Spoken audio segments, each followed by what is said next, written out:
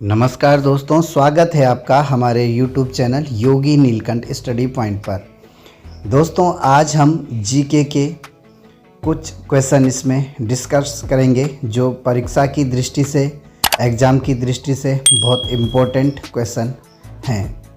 पहला प्रश्न है, कंचनजंगा भारत के किस राज्य में स्थित है?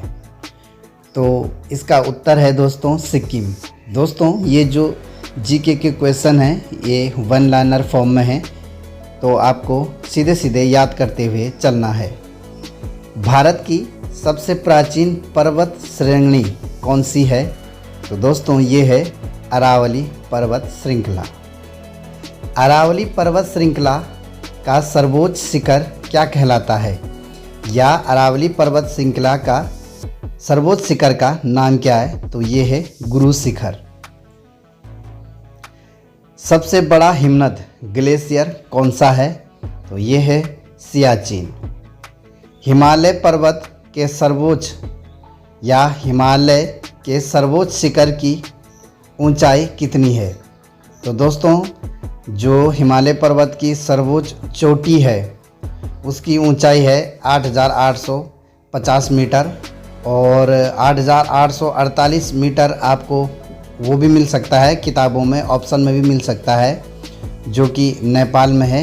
एवरेस्ट हिमालय की सबसे बड़ी चोटी, मुख्यतः 8,850 उसकी लंबाई है। हिमालय की चोटी जो ऊंची ऊंची चोटी है उनकी जो है लंबाई बढ़ रही है और आपको बुक्स में ये 8,848 मीटर मिलेगा।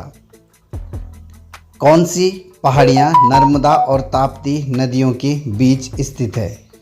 तो दोस्तों ये है सतपुड़ा की पहाड़ी।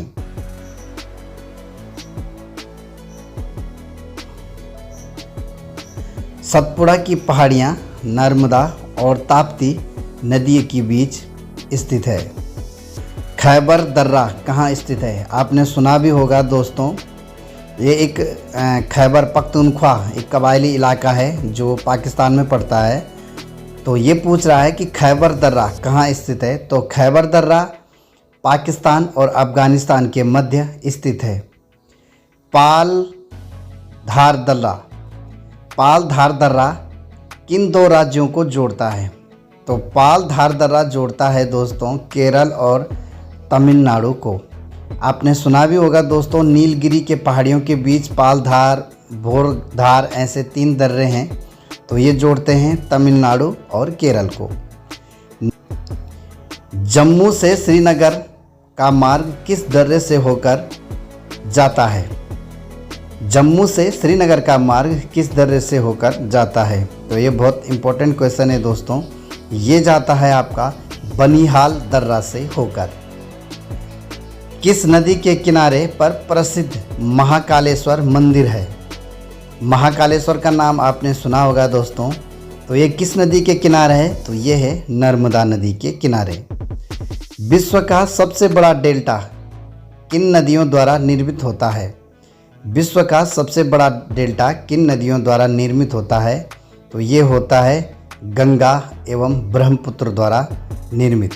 इसे कहते हैं सुंदरवन का डेल्टा, जो गंगा एवं ब्रह्मपुत्र द्वारा निर्मित है। किस स्थान पर भगीरथी और अलकनंदा नदी मिलकर गंगा का निर्माण करते हैं? तो ये है दोस्तों देवप्रयाग, जो उत्तराखंड में स्थित है। देवप्रयाग टिहरी डिस्ट्रिक्ट में पड़ता है। अरावली पर्वत श्रृंखला किस नदी प्रणाली से विभाजित होती है? अरावली पर्वत श्रृंखला किस नदी प्रणाली से विभाजित होती है? तो ये है दोस्तों हमारा चंबल और साबरमती। लूनी नदी कहाँ गिरती है? लूनी नदी गिरती है दोस्तों कच्छ के रण में। गुजरात में कच्छ के रण में लूनी नदी गिरती है।